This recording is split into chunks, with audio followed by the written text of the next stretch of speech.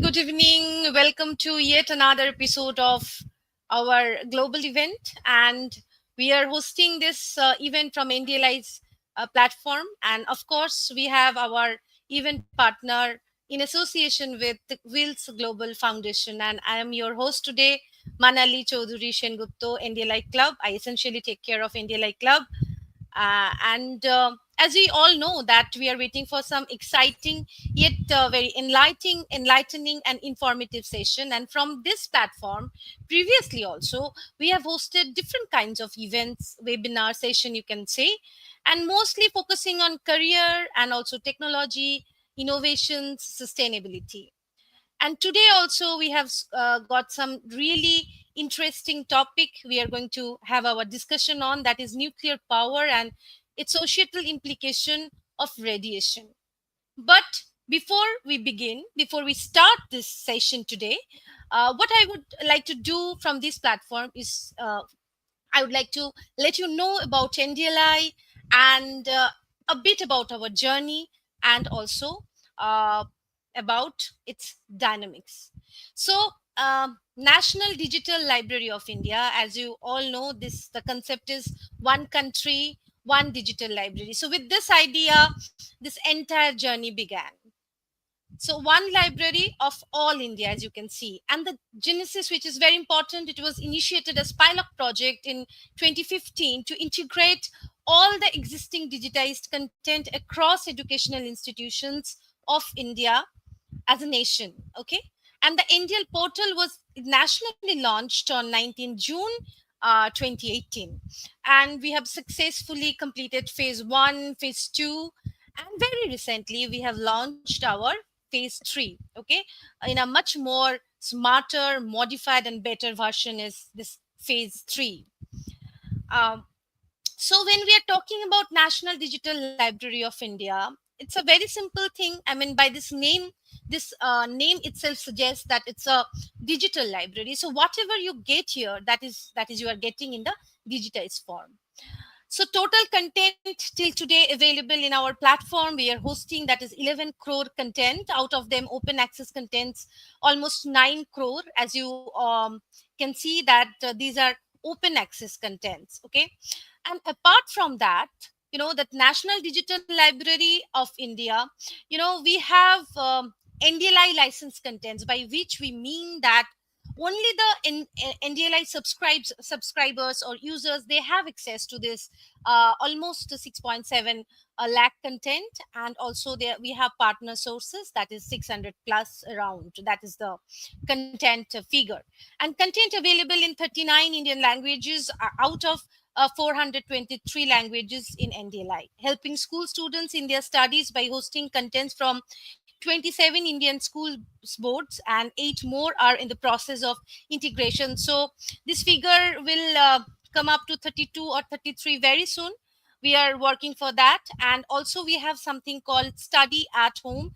This is both for the school students and also for the any sort of learners or readers, you can see, that is kindergarten to postgraduate and beyond. By beyond, of course, I want to refer to those who are into research or PhD works. And NDLI offers search facilities in 12 languages other than English. It is also available in Hindi, Bangla, Gujarati, Marathi, Tamil, Kannada, Oriya, Telugu, Malayalam, Sanskrit, and Sindhi.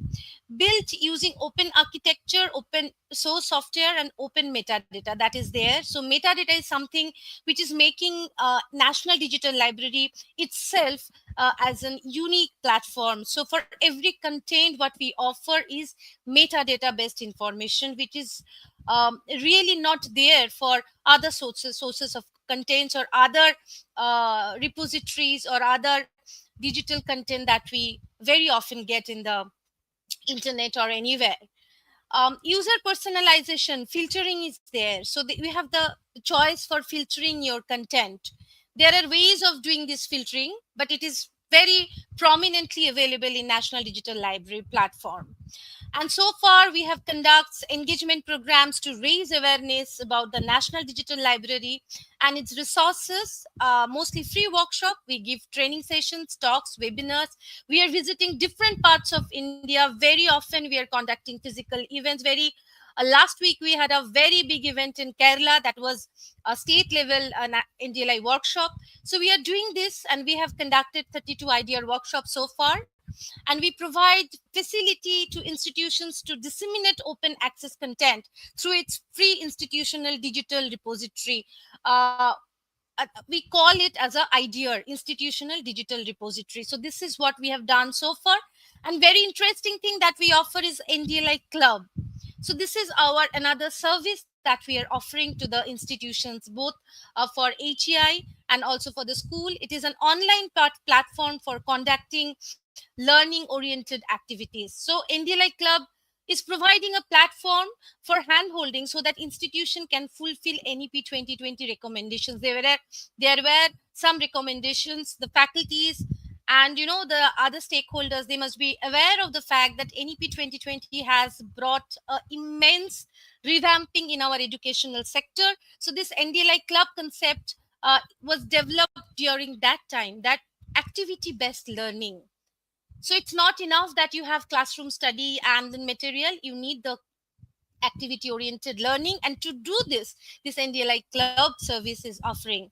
And this is the NDLI Club count, you can see, which is very interesting, that Maharashtra is the state which is the leading state in terms of having clubs with us. So Maharashtra is, you can see the bar here. So now it is almost approaching 1200 clubs. And then West Bengal is doing very good, and then Uttarakhand, and mostly what we have seen, the significant response we have received so far, mainly from South India. So the South India people, library professionals, and students, they are embracing this service beautifully. Okay, and total. You can see that club count in, we have 6,000 plus clubs we have already set up so far. And number of online user awareness that we very often do as a team. We have a team, we do this NDLI awareness session that has taken 760 we have done. Number of offline workshop we have taken 68, and international workshops 3. National workshops we have done 5, and very recently we are going to have few more. And idea we have done 32. So this is our recent contribution, you can say. So these are the awards and accolades we have received from different platforms. You can see this Winner Award, Summit Award 2021 in Learning and Education category, and then Winner SM4E Award 2021, mainly during the time of COVID, the kind of significant performance and then role we played during the time of pandemic. So these are mainly for that reason we have received. And very recently, you can see the James of Digital Winner. This is the fifth one I'm talking about. From the right hand side, the second one, Gems of Digital Winner, Gems of Digital Award 2019, and also last year we have got this award. Okay, and as last but not the least, Billion South Asia Award. That is also a very prestigious award that NDLI has received so far. Of course, for it's for its service, for its road mapping, and how it is perceiving and getting ready for the future generation. So our motto is learn, share, and of course grow with us. So this is a very brief about NDLI and NDLI Club. Now let me introduce my co-host, and it's my privilege to welcome Ms. Sujata Roy, Madam, in this show. And she's the president of Wills Global Foundation India. And now, a very brief about Madam, but as I know her personally, she is really a very dynamic person. I know her. MSc in Physics from IIT Kharagpur, postgraduate in Computer Science from Indian Statistical Institute, Kolkata, ISI Kolkata, EQA from Quality Assurance Institute, USA. She is a distinguished service awardee of IIT Kharagpur. Spent most of her career in the corporate IT sector, working with various private multinational organizations. Still, she finally retired from IBM as a general manager. After retirement, she has been actively involved in various IIT alumni activities as well as voluntary activities to give back to society and the nation at large. Currently, the president of Phil Global India Foundation and member of their board. She also served as the chief operating officer of India over the last 8 years. and Ms. Roy is member of National Expert Committee on Technology, Innovation and Advancement of Indian Chamber of Commerce. So this is just a brief, my dear audience. That's the brief I've shared with you about Madam. And now, Madam, it's over to you, and you now just take up this platform. It's for you. Thank Thank you, Manali, for the nice introduction. I really feel privileged to be introducing Dr. G. Vaidyanathan today, the speaker for the day, for event. Um, if I can have the introductory slide on Dr. Vaidyanathan, please. Yeah, thank you. To introduce Dr. Vaidyanathan, he holds a BTech degree in electrical engineering from Delhi University, followed by a postgraduate course in nuclear science and engineering from the Department of Atomic Energy, India. He also holds an MBA from the department and got his PhD in mechanical engineering from Satyabhama University, Chennai. Dr. Vidyanathan worked in support of design and development of sodium-cooled fast reactors, fast breeder test reactor and prototype fast breeder reactor, both at Kalpakkam. His specialization is in numerical and experimental simulation of fast reactors. He retired as a director and outstanding scientist of the fast reactor technology of the Department of Atomic Energy. Subsequently, he taught at the SRM University, IIT Madras, and continues to be a visiting professor at various Indian universities. Dr. Vidyanathan has authored many books on radiation and nuclear power. He has nearly 40 journal publications in peer-reviewed journals. So welcome to the event, Dr. Vidyanathan, and we do look forward to hearing from you over the next 45 minutes or so, and we'll be enriched with that. Thank you. Okay, so the topic for the day is nuclear power and radiation. Um, as we know, like nuclear power is the use of nuclear reactions to produce electricity. It's a very safe, sustainable energy source, and nuclear power plants emit no greenhouse gases, resulting in less carbon emissions than other renewable energies. Can we have the first slide of the presentation, please? But in spite of all that, there is a sort of inhibition in the use of nuclear power by citing accidents like the Fukushima nuclear disaster in Japan in 2011, the Chernobyl accident in 1986, and so on, saying that nuclear power plants pose threats to people and environment. Now, Dr. Vaidyanathan, you are a nuclear scientist. You worked at Indira Gandhi Center for Atomic Research, Kalpakkam, for so many years and have actually done it hands-on. Now, could you please enlighten us on all the different sources of energy that we have, and especially the role of nuclear power with respect to India? Over to you, Thank please. you very much for the kind introduction. And I'm very happy to share with you some aspects of nuclear energy and radiation about which which is the topic of our today. And if you look at the various sources of generating electricity, we have two types of sources. One we call the renewable, other is non-renewable. Renewable, we mean it is an eternal source like the sun, the wind, or the biomass. And when we come to non-renewable, we talk about coal, oil, natural gas, and nuclear. Now, with so many sources, the problem with some of the sources are the pollution, as with coal, and also uh, with hydro, there is chance of dam failure, etc. Now, I will run through a series of slides on India's energy sources that we have so that we would be able to make a decision on how to go about it. Next slide, please. In this slide, you can see what are all the energy sources as in India, and what is their potential of electricity that can be generated. If you see coal, we have enough resources to generate something like 44,000 gigawatt year. Gigawatt is 10 raised to 6 megawatts. So many gigawatt years we have got the capacity. But then if you come down to oil, it is very less. Natural gas is also less. Hydro is very less because unfortunately India has not been endowed with enough of hydro sources. Most of them are in the Himalayas, where very difficult to build dams. Now coming to the nuclear, we have a three-stage program of heavy water reactors in the first stage, fast breeder reactor in the second stage, and thorium breeding in the third stage.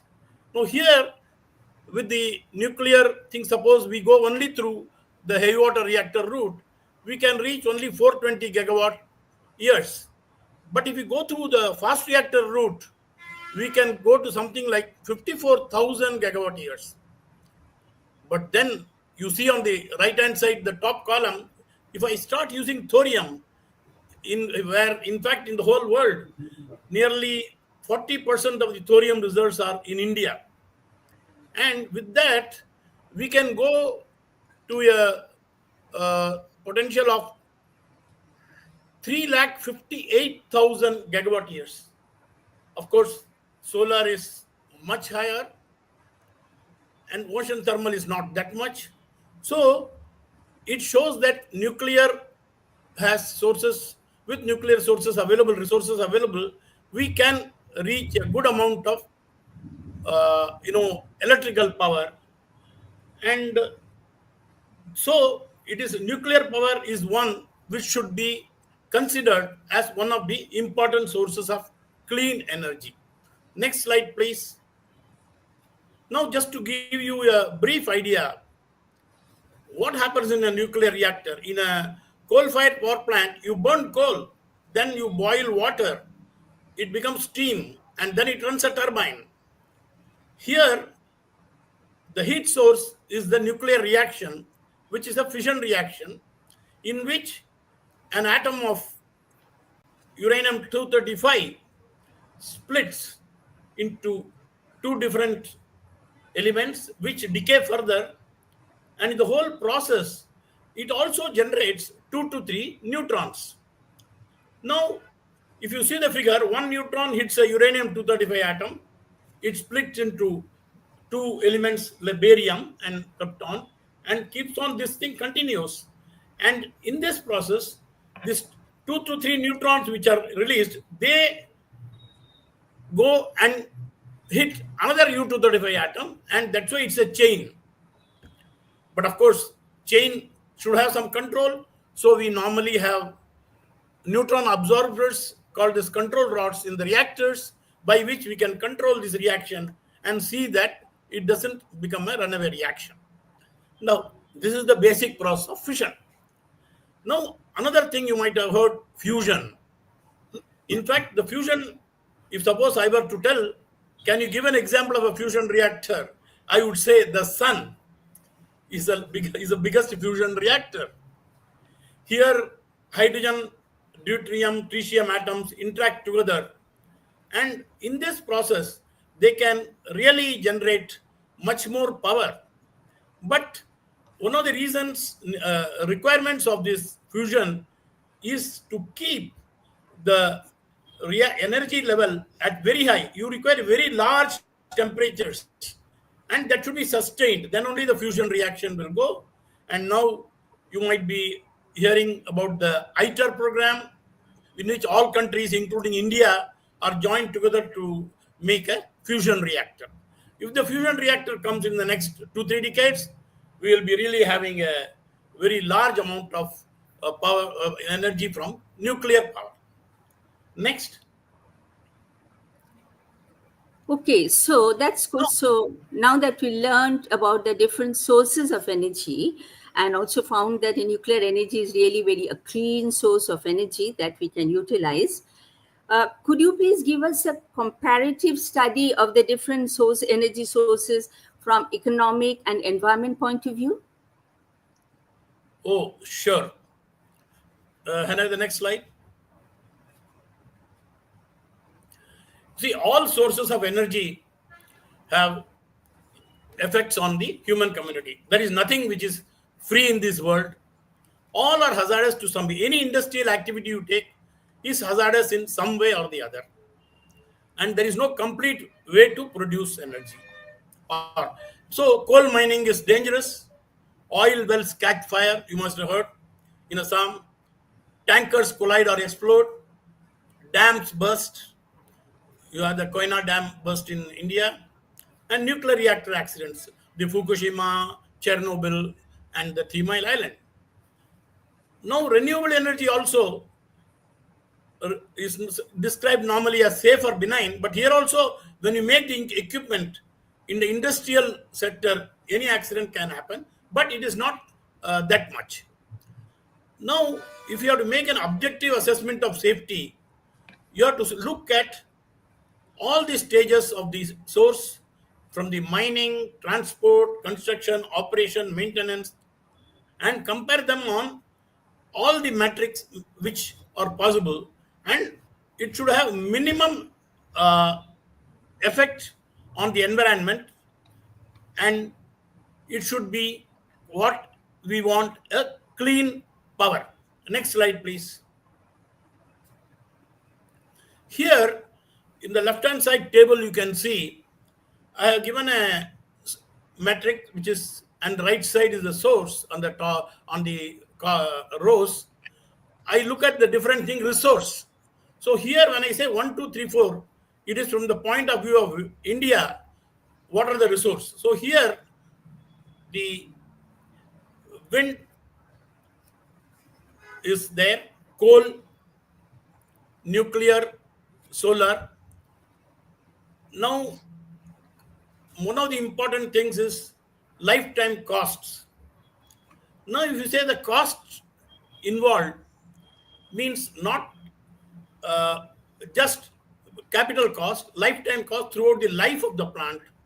You see the grading, best would be wind, second could be coal, third could be nuclear, and fourth solar.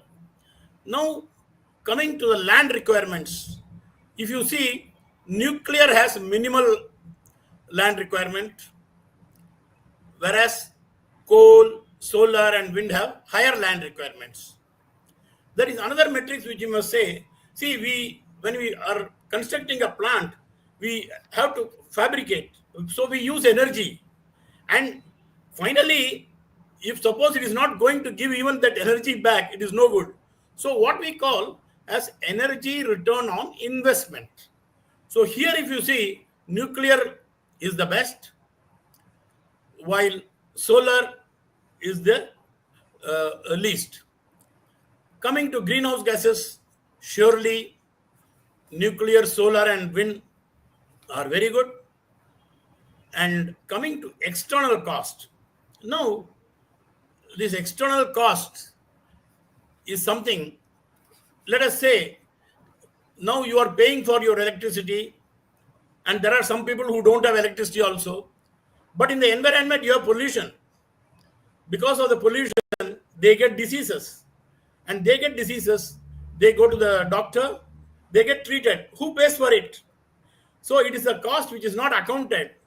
And from that point of view, wind, this actually is based on a series of, a decade of data collection and analyzing in the European Union, based on which they found that wind has the minimum external cost, followed by nuclear, and then followed by solar, and last by coal. Now, as I said, the lifetime cost, you have to consider the amount of life of the plant. On the right hand side, if you see, the lifetime of a nuclear plant is something like 50 to 60 years compared to lesser things. For solar, they could be of the order of some 20 years, 15 years, like that. and then you have to take care of the wastes also. So that way, uh, the lifetime cost will come down for nuclear with a higher, and this is proven now. Now there are reactors being relicensed third time. We have completed 60 years. Now, one important or very fun aspect, surprising aspect, you see the radioactivity released from power stations. Here, if you see, I have given relative units anyway. Coal you find is high, whereas nuclear is only 2.5, coal is 4. You will be surprised. Because, see, the uranium, thorium all occur under the earth. It is inside the earth. We have not generated these elements. These elements were formed from when the sun broke into parts, the Big Bang. The earth had a lot of what you call minerals, out of which uranium, thorium are there. So they are continuing to, disintegrate and produce heat. Now in coal, when you take out the coal, you don't take out, see where uranium is or where thorium is. You use it, you burn it, you then it comes out in the ash also. So that is why, in fact, in India, in the state of Maharashtra, Nasik power plant and also the Tarapur power station, we compared. We found in the ash pond of Nasik, the radiation level was more. But then in the nuclear thing, we know we are dealing with radiation.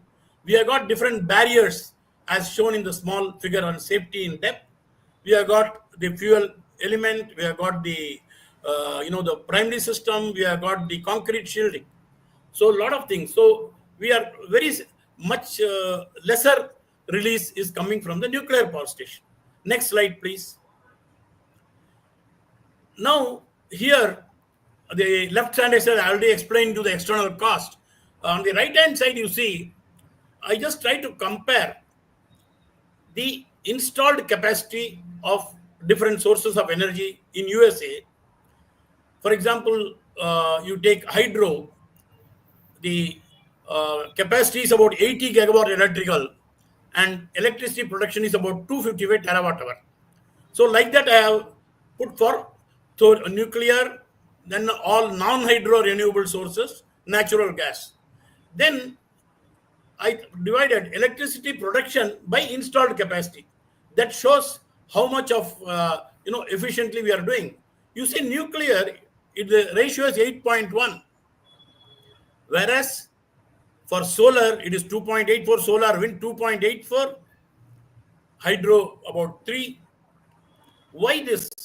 This is because even though the installed capacity only 95 compared to renewable sources of 228, the energy produced is more because these operate at high capacity factors and they are not intermittent. Unfortunately, solar and wind are intermittent. It is not in our hands. So that is the reason nuclear power is not only a clean power, it is also a dependable power. And for base load, nuclear power along with solar and wind should be the choice. Uh, Now, coming next slide, please. Now, coming to the waste, just to give you an idea, if a coal fire plant, you use 3 million tons of coal per year for a 1000 megawatt electrical power station, and it releases about 7 million tons of gases, greenhouse gases, and 300,000 tons of solid waste, which you have to deal. See the amount of waste. Now, coming to a nuclear power plant, just 27 tons of uranium, and it produces zero point 0.7 tons of high level waste. That's all. So, and these high level waste, which is radioactive, we have the technology to see that actually we have a process of vitrification in which you put in a glass matrix, and then the glass binds the waste fuel, and it is deposited in deep stable geological formations after being put in metallic and concrete shields. And this technology has we have not only made good strides, and all our wherever waste deposits we are kept, we are all these are monitored. So there is not much nothing about public health to be affected. Okay, next slide, please. Okay, so that Yeah, really here, sounds very positive. Now, could you please tell us? We keep hearing of things like natural and man made sources of radiation. Could you explain that a little bit, Dr. Vaidyanathan? oh, you're good. See, the natural, as I said, natural radiation is already there.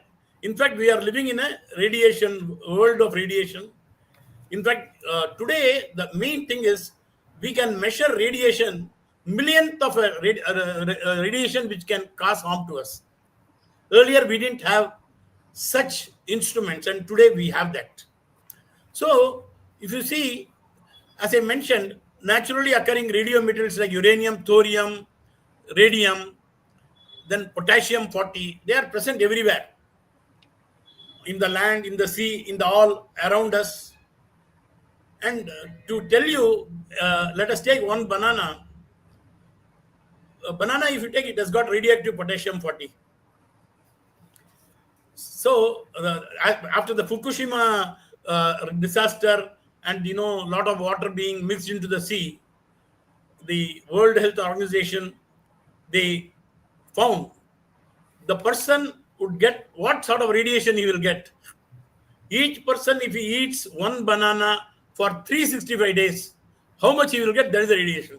No, we are eating that banana, and that means there is nothing to be worried. Radiation levels are low. Now, other radiation is coming from the cosmos. Now, this cosmos, the sun's rays as they come, they do create a lot of particles which are what you say carrying some activity, and these gases, basically the carbon 14 is one of the important gases which is again a contributor of radiation. Then if you fly in a aeroplane and you go at higher levels, you have a higher amount of radiation than what you get on earth. And then, of course, if you have take x-rays, you do get radiation. You get CT scan, you get nearly 10 times that. All these sorts of things are there. So it is not that we are free from radiation. We live in a radiation free world. Now we have to see that it should not go beyond the limits. Now this radiation, all these what you call limits are laid down not by individuals, they are laid down by an international council of radiation protection. So it is a common what you call limits which are applicable throughout the world, and there is nothing to be worried about it. And if you just take some places like your Kerala in India, and also in some places in Iran, the amount of level of radiation is nearly 10 to 15 times than the average radiation of the country. That is because, for example, in Kerala, you have the monazite, thorium sands. But people are living there for so many years, they don't have any issue. So, why we fear radiation? Because we don't have the sense to know where it is. Otherwise, it is an unfounded fear. Next slide.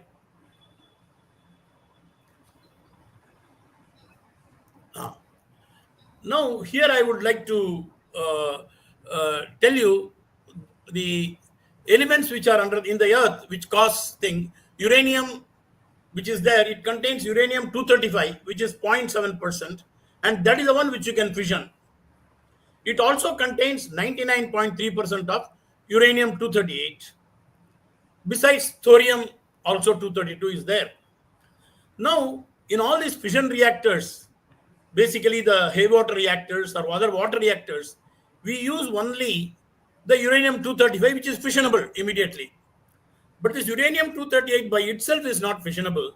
But by absorbing a neutron, it becomes plutonium 239. And this plutonium 239 is a fissionable material. So, if we have to effectively use our uranium resources, we have to not only use that 0.7% of uranium 235, we have to use that 99.3% of uranium 238. That is where the breeder reactors, which I mentioned earlier, come in. And to be honest, we are one of the 6 countries in the world who have mastered this technology. We have a breeder test reactor operating at Kalpakkam, of which I have been right from the beginning, right from the design to the commissioning. I have been there, operation I have been there.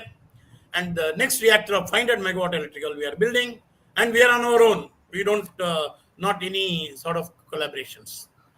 Then the once this uranium 238 which is under the earth, they got this decay very slowly, and that's why uh, they produce heat. No, sometimes you may, if you look at the heat received by the earth, maybe 95% of the heat is coming from the sun and all. 5% is coming from the radioactive reactions under inside the earth. If it had not been there, the earth would have cooled faster. So maybe our existence on the earth to some extent is because of the radiation things. Now coming to the radiation we receive, on the, you can see a pie diagram. You can see the radiation which is available, which is there. Cosmic radiation is about 8%.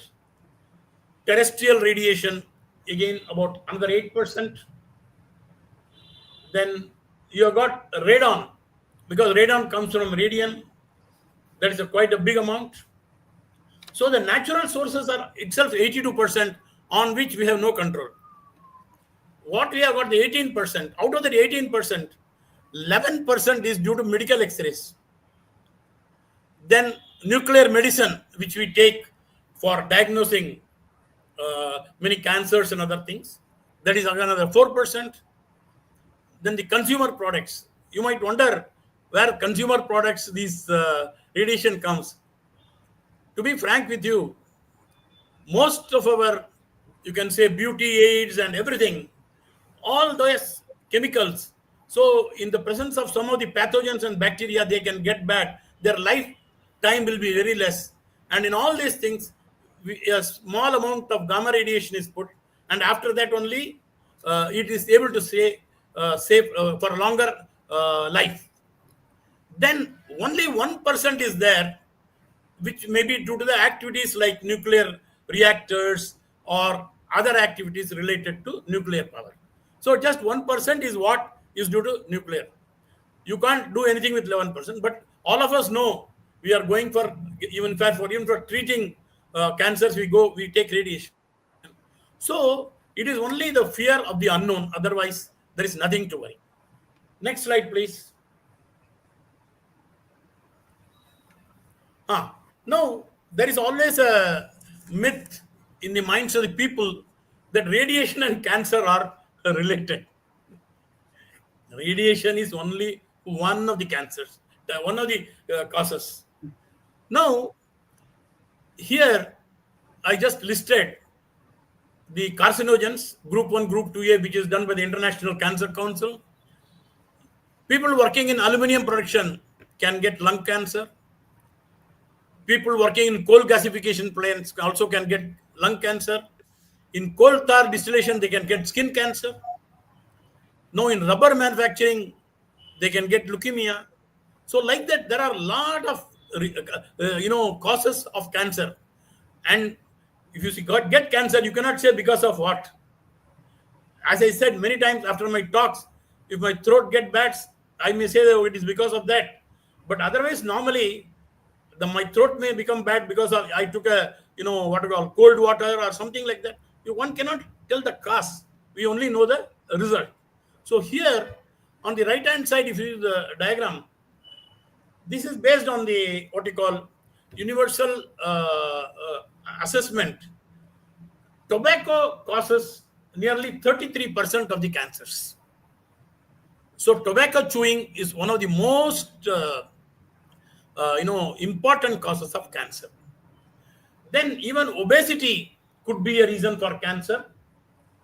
Diet could be another reason. Then family history and other things. And so if you take radiation per se, it's only about 2% of the cancers could be due to radiation.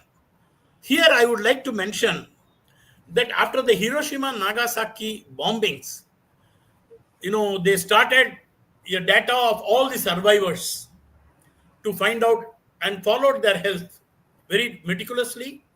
And in the last 50 to 60 years, whatever they have collected, they come to a one beautiful conclusion.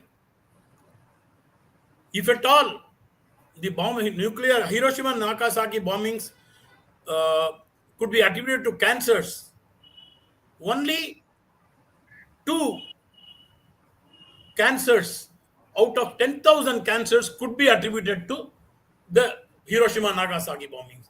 And this two is a very, very small statistical factor. So we need not worry even if there are a bomb, unless we are sitting on the bomb, there is nothing to worry about the radiation which we will get. Of course, on this, during my teaching and other things, uh, some books are there which are there in the slides.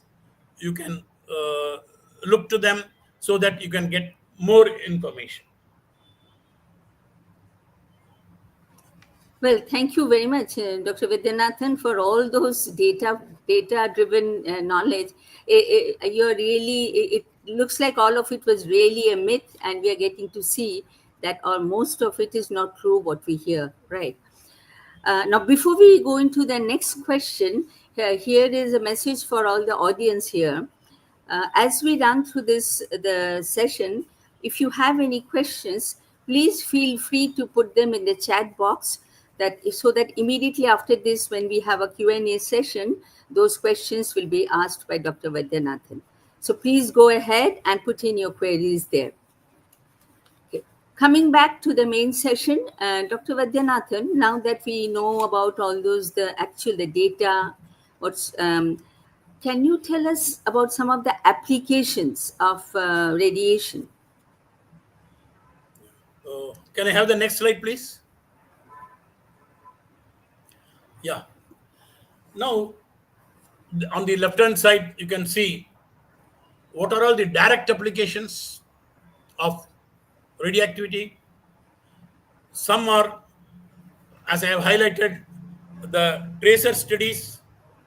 That is, in tracer studies, many times you look for water from where water is there under the soil, and you have no petroleum, oil. You have to find out. So wherever we find, we put these tracers in under the earth, and we track them, and we are able to find out the path where you can find oil or water. In archaeology, it is used to find out the age of the object. That's called as carbon dating. For example, many times, you get a lot of sculptures. They'll say, this is 7,000 AD or about 7,700 AD. Now we can find out, because whatever are the uh, carbon which is present in this, we can eliminate. That's called as carbon 14 dating. We have got a procedure by which we can know when it was there. Then also in oceanography, we use it directly. Then next we find radiation therapy. One of the important things is the treatment of cancer. In fact, no cancer treatment is without radiation. Only thing, the radiation has to be very carefully given, the and also applied to the affected part. Now, early technology has developed a lot compared to earlier days. Now we are able to exactly focus on the spot. Of course, we have a dry run before that without radiation and find out how we are able to focus. Then food preservation. Here is one area. I don't know. You might many of you would have known about the Chinese war, wherein our soldiers are fighting at the Himalayas and the very cold conditions, and the food used to be made in the ground level and then sent to them. By the time it goes there, it used to be very hard. For example, mainly the rotis used to be hard, and the people used to find it difficult. Subsequent to that, In our atomic energy department, we start a food irradiation laboratory, and there we found you make these rotis or chapatis and then put them in a polythene cover and give a very small dose of gamma radiation. It can remain fresh for 6 months. So that is one area. Then another area is, in fact, medical sterilization is very important area which in our daily life. Earlier, I don't remember. I don't know if many of you, uh, in our days in 60s, whenever you go to the doctor, he used to take a needle and syringe and boil it in water, hot water, to sterilize it, and then he will take the medicine and inject, and again another will be boiled and all. But today, what the doctor does, takes it out of a polythene thing, tears it. Nobody asks. It is sterilized. It is sterilized by radiation, and it's a. It comes all. Beauty is it comes packed. It is sent into the chamber. Very minor dose of radiation. It doesn't cause. Then another application, important application, food preservation. Food you can maintain for a long time.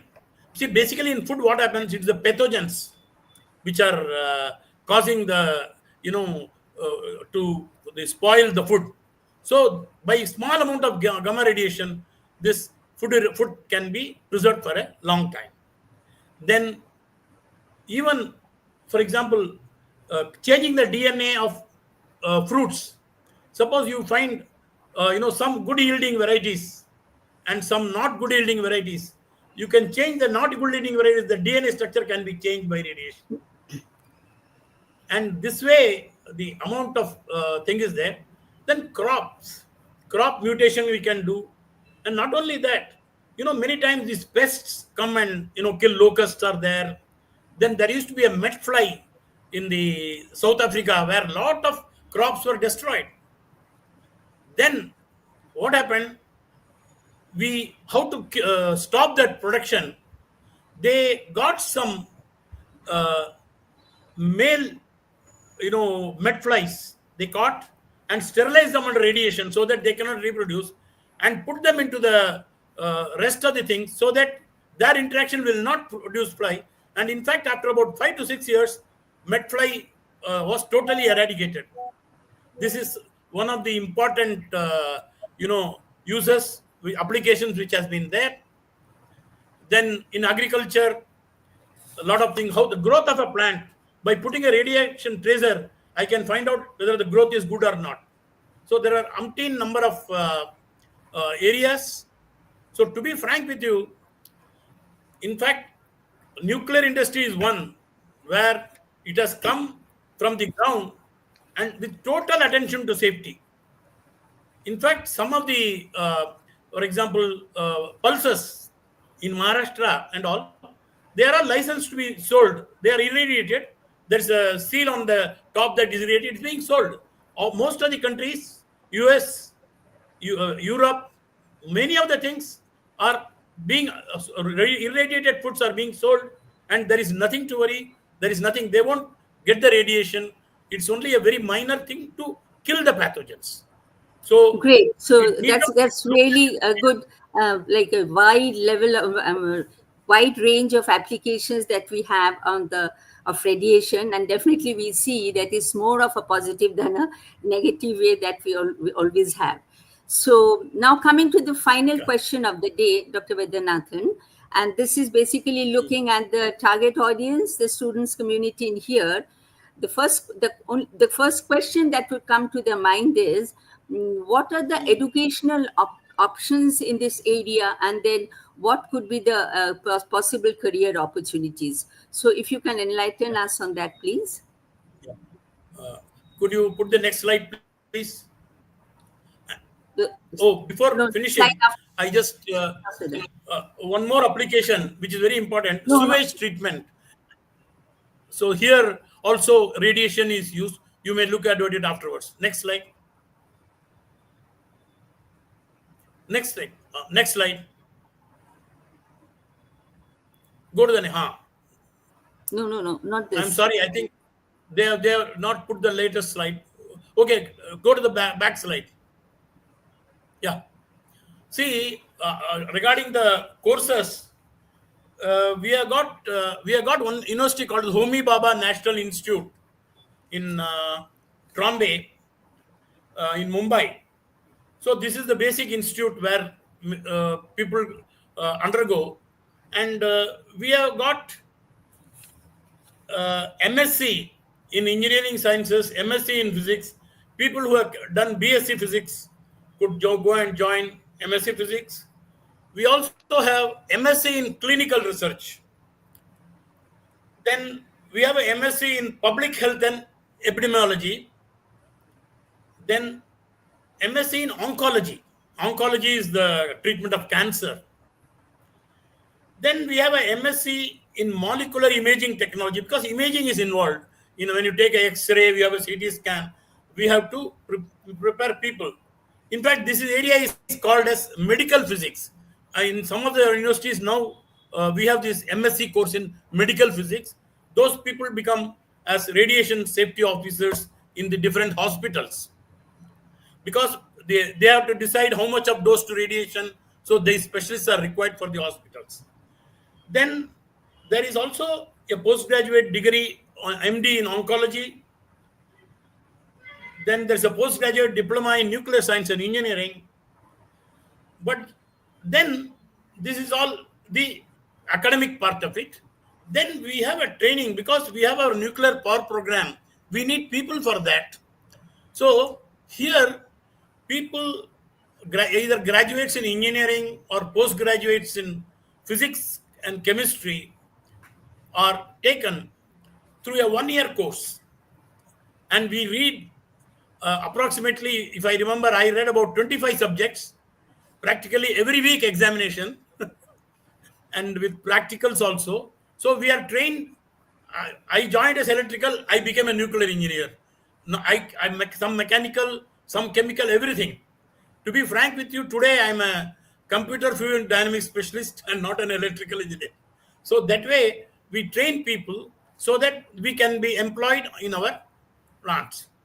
Now, also some of the people who, okay, they do BTech, when they do MTech, they would like to do MTech and join. We have got a graduate fellowship scheme, which uh, uh, people from MTech doing MTech are sponsored by the department. That is another way. Different IITs and also NITs, ICT Mumbai we have. Then finally, we also recruit diploma holders as scientific assistants and technical assistants. And also we take higher secondary science and we train them for uh, technicians, to be a technicians in the different departments of the atomic energy.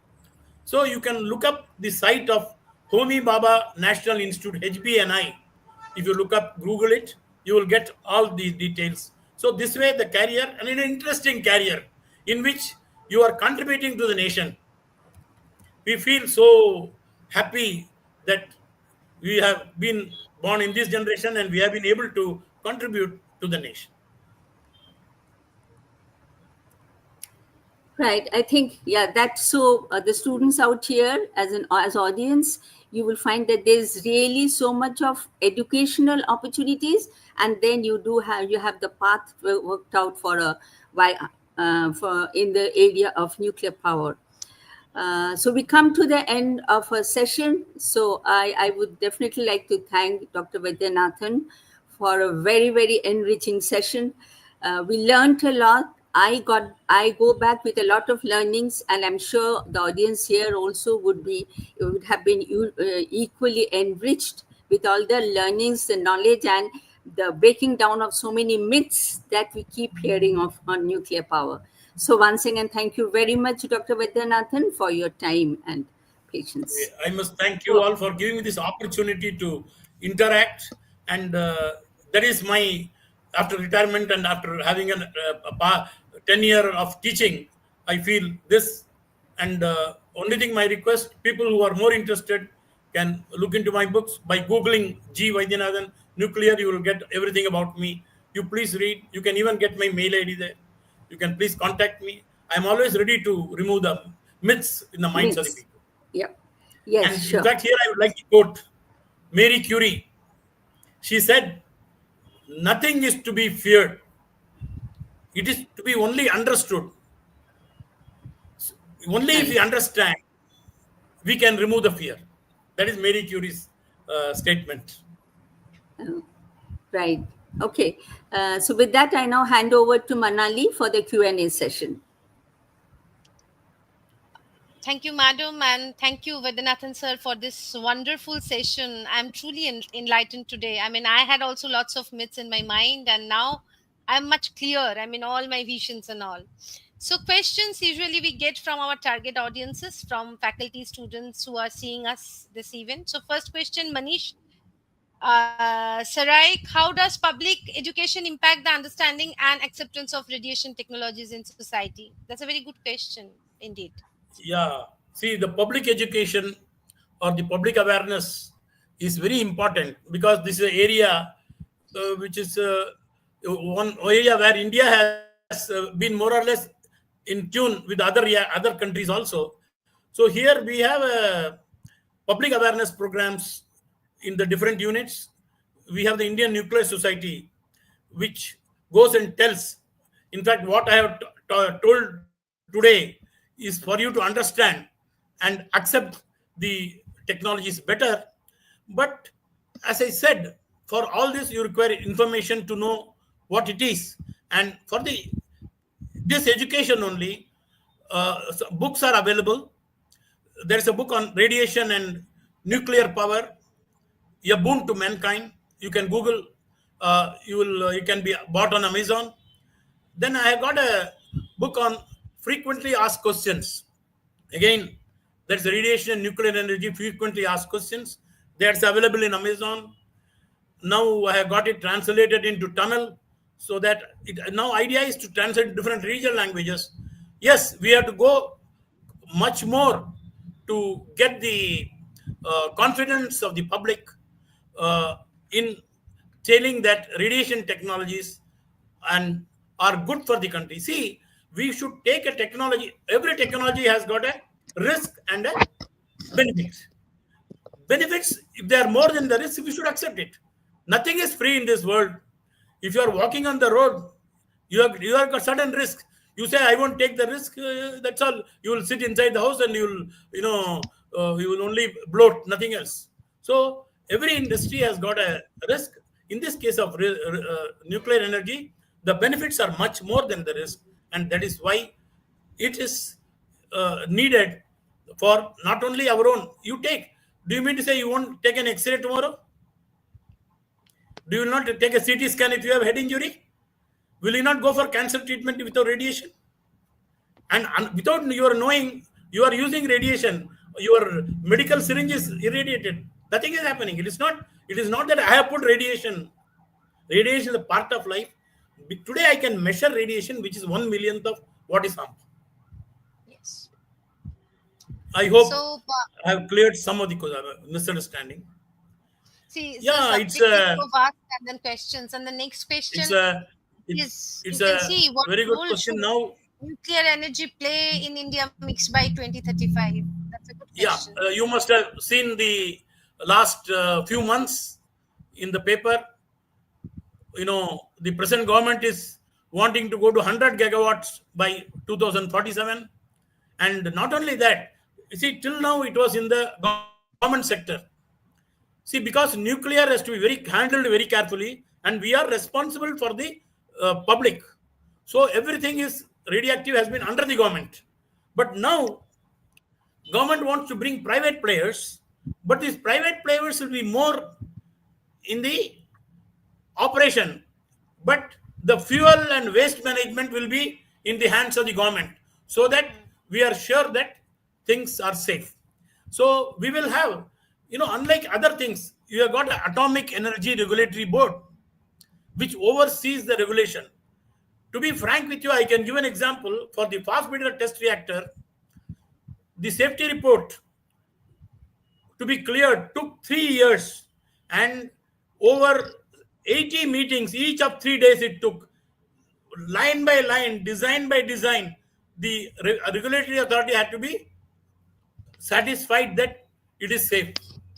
So many times projects get delayed because of safety. One small accident happens, we will review it. And our reporting is very clear. Unusual occurrences we report. And let me take, the power plants are there. Do we have a common authority? Nothing. For nuclear power plants, nuclear facilities, we have a regulatory board. Today, I am myself a member of the one of the boards in atomic regulatory. So Definitely, that is how it yes. is. So it will play a big role, but you have to, you have to have investment. So government is now coming forward to invest. So next question comes from Dubendu Chakraborty. His question is, good evening to all of you. I have a question. How has radiation technology contributed to food preservation and agricultural productivity? See, food preservation, as I mentioned to you, the pulses, they get small insects, they get bad. Now you take potato, you leave it something, it starts sprouting, onion starts sprouting. But now, after that, they start perishing. Let us say you had a good yield of potatoes or onions. No, demand was not that much. If you don't use it, it gets waste. But here, you take the potato and onion, we give a small dose of gamma radiation. It is preserved for a year. It won't sprout, and it can be used. Like that, many of the food items, as I told about the roti or chapati, which is being given to the defense people when they in the higher Himalayas, like that, there are many examples I can give you. Food preservation is really a great, and agricultural productivity increase. In India itself, we have developed high yielding varieties of crops, many high yielding varieties, as I said, by cross linking them. And radiation has helped us in this cross linking. I cannot explain you this cross linking in such a small time. So it has really increased agriculture productivity.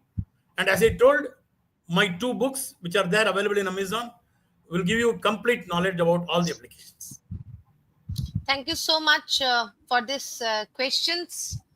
We have got so many questions indeed, but very few we can raise here because the time is so short here. And now I would like to again call Shujata Rai Madam here.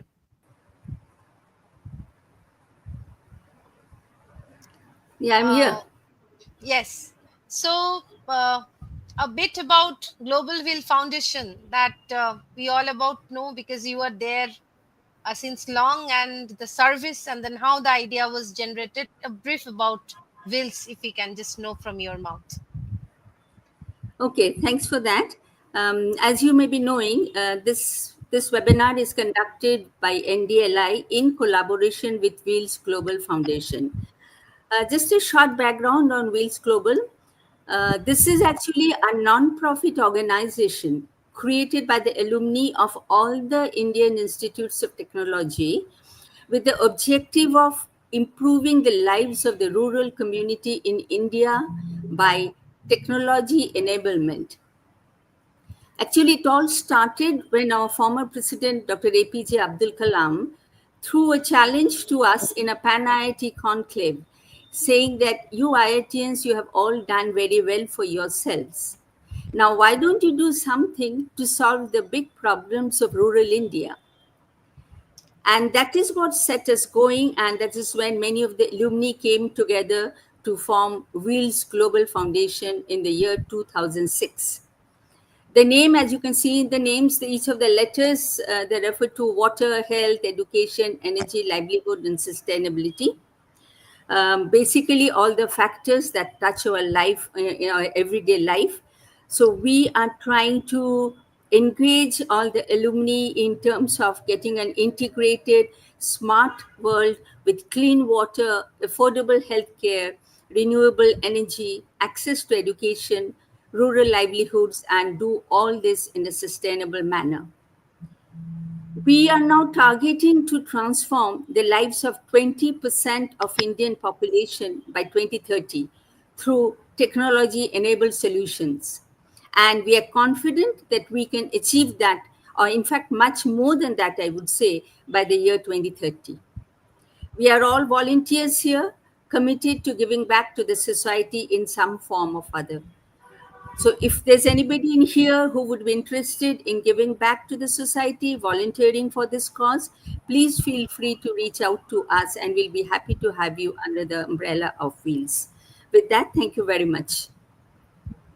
Thank you so much, ma'am. I mean, I'm really elated, honored to be part of this session, because the purpose of this session, and as we all know, the topic we take here in this session, in this platform, these are very contemporary and these are needed for the society and this present generation.